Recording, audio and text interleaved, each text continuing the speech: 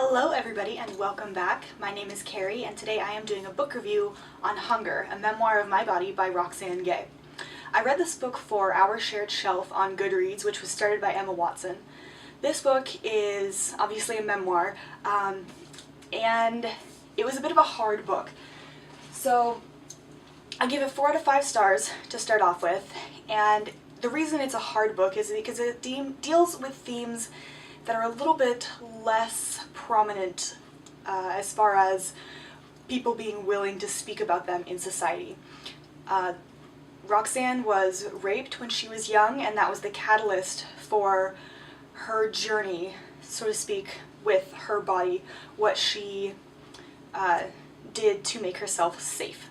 Now, so we'll start with the easier stuff, such as the writing and the tone. The writing was pretty good. Personally, I wasn't necessarily book writing. For me, I viewed it more so as newspaper writing, at least the way it felt.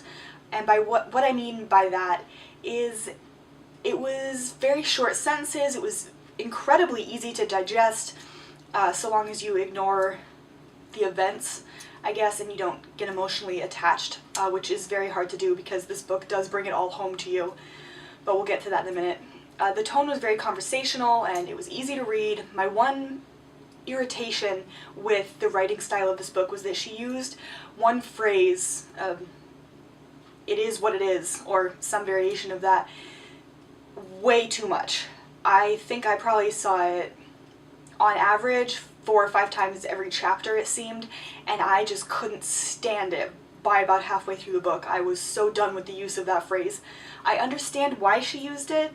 I think it was probably an appropriate use of it because it did hammer it home. Repetition is great in writing. However, personally, I didn't like being hit on the head repeatedly with this phrase quite so much. I think she could have toned it down and it would have been just fine. Now for the hard part of the book, which was the reflection on society. As I said, this book deals with rape and eating disorders such as overeating and bulimia, which are both very prevalent problems in our society that nobody wants to talk about. When she describes what happened to her when she was young, she's not graphic about it, but she's not glossing over it either, which is great. I thought she did a phenomenal job sort of setting it out in a way that wasn't graphic, but it wasn't just a quick gloss over what had happened, because what happened to her is the catalyst for the rest of her life. Basically, it is the important starting point for why she started eating so much and why she more or less became the way she is. As she said in the book, she describes herself as fat. It's just a word. It doesn't have any derogatory connotation to it for her, but that was what she decided she had to do to be safe in society. She had to become bigger because society shows us all these images of these absolutely twig-thin women and basically hammers it into us that we have to look like that or we're not desirable, we're not worth anything, which is not at all true. But as the young Roxane saw those images, she subconsciously or consciously decided that she had to look as opposite as possible from those twig-thin women that she could, so that she could be safe and not be hurt by men again.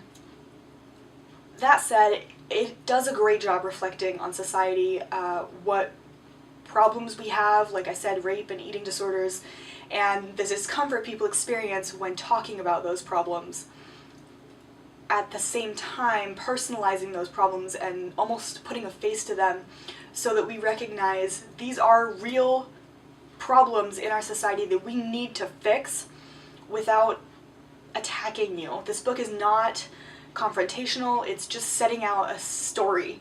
But that is all I have for this book review without repeating myself, so I will stop there. But I hope you found this book review interesting. If you did, give it a big thumbs up down below, and if you want to see more content like this, hit that subscribe button down below. I will link my Goodreads down below as always, and I will see you in another video soon. Bye.